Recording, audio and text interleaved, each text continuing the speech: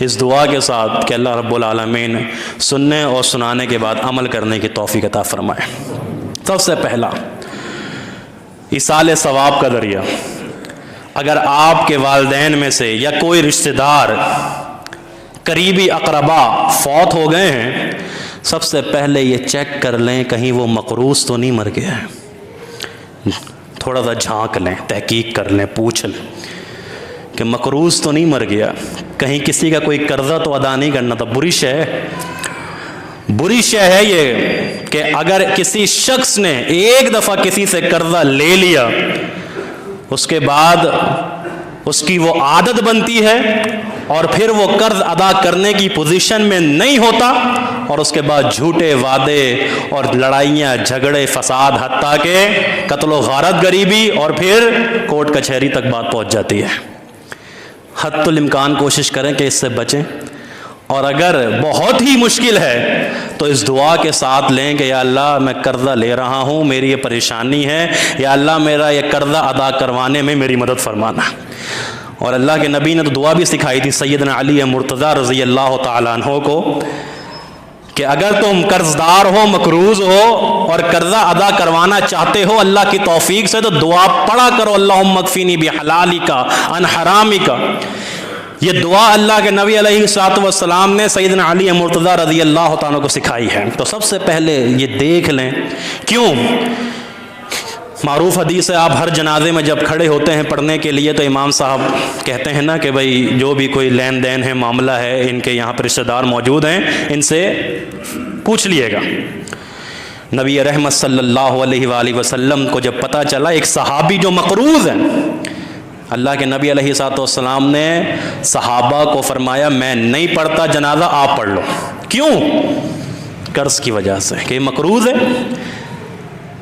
اس نے کسی کا قرضہ دینا ہے، میں اس کا جنازہ نہیں پڑھتا، جنازہ آپ پڑھ لو۔ اللہ کے نبی علیہ الصلوۃ والسلام صحابی کا جنازہ نہیں پڑھ رہے تھے قرض کی ادائیگی کی وجہ سے کہ یہ مقروض مر گیا ہے۔ پھر ایک ساتھی نے، ایک صحابی نے وہاں موجود تھے، اللہ کے نبی علیہ الصلوۃ والسلام سے فرمایا اللہ کے نبی اس کا جو قرضہ ہے وہ میں ادا کر دوں گا، میں ذمہ داری لیتا ہوں، جو بھی معاملات ہیں اس کے میں پورے کر دوں گا۔ پھر محمد رسول اللہ صلی اللہ علیہ وسلم نے جنازہ پڑھایا تھا۔ تو اپنے کسی رشتہ دار کو، اپنے کسی اقربا کو، اپنے کسی اچھے دوست کو یا اپنے کسی والدین کو آپ ثواب پہنچانا چاہتے ہیں مرنے کے بعد بھی، تو دیکھ لیں، تھوڑا سا جھانک لیں، تحقیق کر لیں کہ کسی کا کوئی پیسہ تو نہیں دینا۔ اگر پیسہ دینا ہے تو کوشش کریں کہ اپنے پلے سے ادا کر دیں، اپنی جیب سے ادا کر دیں، تاکہ جب یہ ادا ہو جائے گا قرض، اس قرض کی ادائیگی کی وجہ سے جو اس کے معاملات اور نعمتیں رکی ہوئی ہوں گی اللہ کے حکم سے وہ بحال ہو جائیں گے۔ تو پہلا ذریعہ آپ نے سمجھ لیا ایصال ثواب کا، کہ اگر کوئی قرض دار ہے کوشش کریں، دیکھیں تو آپ اس کا قرضہ ادا کرنے میں پہل کریں۔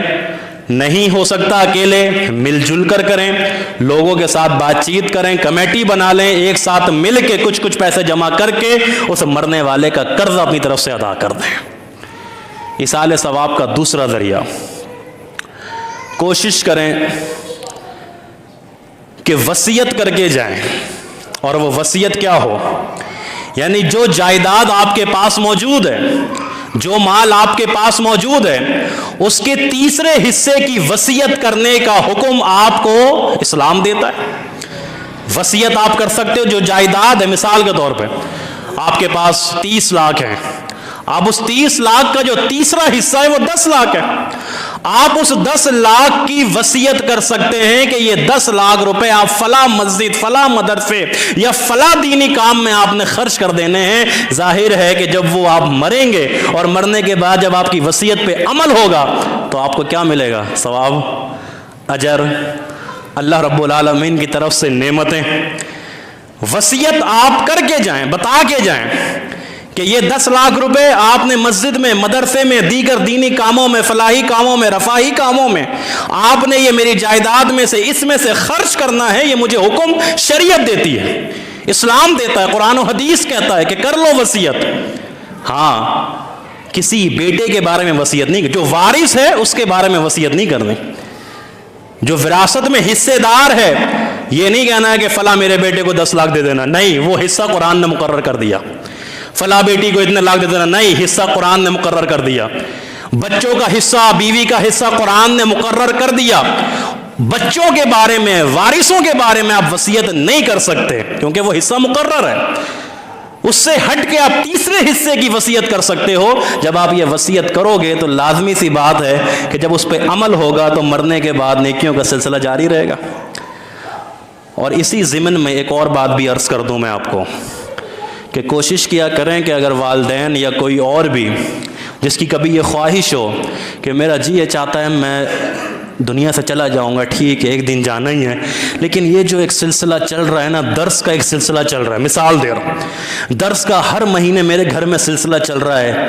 25-30 بندے آتے ہیں، بیٹھتے ہیں، قرآن و حدیث سنتے ہیں، تھوڑا بہت کھانا کھاتے ہیں، توازے ہوتی ہے، چلے جاتے ہیں. مرنے کے بعد بھی میرے بچوں یہ جاری رکھنا، مرنے کے بعد بھی یہ سلسلہ جاری رہے. وہ فلاں شیخ آتے ہیں، فلاں عالم دین آتے ہیں، فلاں مفتی صاحب آتے ہیں نا، وہ اسی طرح میرے مرنے کے بعد بھی ہر مہینے آتے رہے. میرے گھر میں، میرے لان میں، میرے اس گیلری میں، جہاں بھی میرا یہ پروگرام گھر میں ہوتا ہے، یہاں آ کے وہ درس دیں، قرآن و حدیث سنائیں. میں مر جاؤں لیکن یہ سلسلہ ختم نہیں ہونا چاہیے. وصیت کر سکتے ہیں آپ، وصیت پہ عمل کرنا آپ کی. اس کا فائدہ کس کو ہے؟ آپ کو ہے کہ آپ چلے گئے ہیں لیکن وہ جو درس و تدریس، قرآن و حدیث کی محبت، شریعت کی محبت، اسلام کی محبت، آپ کے سینے میں ابلاغ کی محبت، تبلیغ کی محبت موجود تھی، اس کی برکت سے مرنے کے بعد بھی حساب و کتاب آپ کا آسان ہو گیا اور نیکیوں کا سلسلہ آپ کے کھاتے میں چلتا جا رہا ہے. تو یہ شریعت کے مطابق میں آپ کو چیزیں بتا رہا ہوں ایصال ثواب کی. شریعت سے ہٹ کے جو ہوتا ہے مجھے یہاں کھڑے ہو کے بیان کرنے کی ضرورت نہیں ہے، آپ مجھ سے اچھی طرح جانتے ہوں گے، نہ جانے کیا کیا ہوتے ہیں. لیکن شریعت کے مطابق، کیونکہ ہمارا دین قرآن و حدیث، بس جو قرآن وہ دین، جو حدیث وہ دین، اللہ نے جو فرما دیا وہ دین، پیغمبر کی جو سنت ہے وہ دین ہے، وہ اسلام ہے، وہ شریعت ہے. اس سے ہٹ کے جو ہوگا اس سے ہمارا کوئی تعلق نہیں. وہ اسلام نہیں ہو سکتا، وہ دین نہیں ہو سکتا، وہ آپ کے خود ساختہ طریقے ہو سکتے ہیں، محمد رسول اللہ کا طریقہ نہیں صلی اللہ علیہ وآلہ وسلم. تیسرا ایصال ثواب کا ذریعہ کہ جو مرنے کے بعد بھی، اور یہ بڑا اہم ہے، اس کو توجہ کے ساتھ سنیے گا، کہ شریعت کے مطابق آپ اپنا ترکہ تقسیم کریں. شریعت کے مطابق، شریعت کے مطابق اپنی وراثت آپ یہ تقسیم کریں، دے کر جائیں، لکھ کر جائیں، تاکہ آپ کو اس شریعت کے مطابق فعل کرنے پہ بھی اجر و ثواب ملتا رہے. لیکن اللہ اکبر، کچھ لوگ جو ڈاکو بنے ہوئے، بلکہ میں کہہ دوں کہ کچھ ایسے بھائی جو ڈاکو بنے ہوئے، وڈیرے بنے ہوئے، بدماش بنے ہوئے، نہیں جی ہم دیں گے، ہم کریں گے، کس کا کتنا دینا ہے، کس کو کتنا دینا ہے، نہیں، تمہارا کیا تعلق، تم کون ہوتے ہو؟ شریعت نے پابند نہیں کیا، شریعت نے نہیں بتا دیے حقوق، شریعت نے حق نہیں بتا دیے، قرآن نے نہیں بتا دیے، حدیث نے نہیں بتا دی، اللہ کے نبی نے نہیں بتا دی کس کو کیا دینا، تم کون ہوتے ہو؟ یہ ڈاکے ڈالنا، وَتَأْكُلُونَ التُّرَاثَ أَكْلًا لَمًّا، قرآن کہتا ہے یہ میراث کا مال کھانا بند کرو، یہ وراثت کا مال کھانا بند کرو، یہ نا حق کھانا بند کرو، یہ حق تلفی، اور خصوصاً بہنوں کی حق تلفی ہوتی ہے. اور بہنوں کی حق تلفی کس طرح سے ہوتی ہے؟ یہ وہ بہن نے کہا ہے کہ تم لے لو، مجھے ضرورت نہیں ہے، تم رکھ لو. اللہ اکبر. اور یہ مجھے سمجھ میں نہیں آتا کہ یہ بہنیں ہی کیوں کرتی ہیں، یہ بھائی کیوں نہیں کرتے، یہ بہنیں ہی کیوں دے دیتی ہیں یہ بھائی. اور جبکہ بہنوں کو تو بڑھ چڑھ کے دینا چاہیے، پہلے دینا چاہیے، تاکہ ان کے معاملات جو چل رہے ہیں، ان کے ساتھ جو مسائل ہیں وہ دور ہو جائیں. لیکن وہ بھائی کی محبت میں نرم دل ہے نا، صنف نازک ہے. بھائی نے کہہ دیا ابھی تو تجھے دیکھ ضرورت نہیں ہے، تیرا شوہر بھی ہے، تیرا چل رہا ہے معاملہ بھی، دے دے مجھے، لے لیو مجھ سے. بہن نے کہا لے لینا. بھائی بہن یہ کیوں کہتی ہے، کبھی بھائی نے ایسا کیوں نہیں کہا؟ دو وَتَأْكُلُونَ التُّرَاثَ أَكْلًا لَمًّا. اور یہ اتنا خطرناک معاملہ ہے نا، یہ دولت کا، مال کا، وراثت کا، حقدار کو حق دینے کا. یہ شیطان ایسے حملے کرتا ہے. ایسے لوگ بھی ہمارے معاشرے میں موجود ہیں اور میرے علم میں موجود ہیں، میری معلومات میں موجود ہیں، کہ جو مسجد کے صف اول کے نمازی ہیں، لیکن جب ان سے وراثت کی بات کی جائے، حضرت اس پہ کوئی بات نہیں کرنی، میں اس پہ بات نہیں کرنا چاہتا، وہ ہم دیکھ لیں گے، ہمارا معاملہ ہے. اگر مسجد کے امام صاحب کے پاس، مولوی صاحب کے پاس، خطیب صاحب کے پاس وراثت کا مسئلہ لے کے خاندان کا کوئی آ جائے اور جس نے مسئلہ کریٹ کیا ہوا ہے اس کو بھی بلا لیا جائے تو وہ کیا کہتا ہے؟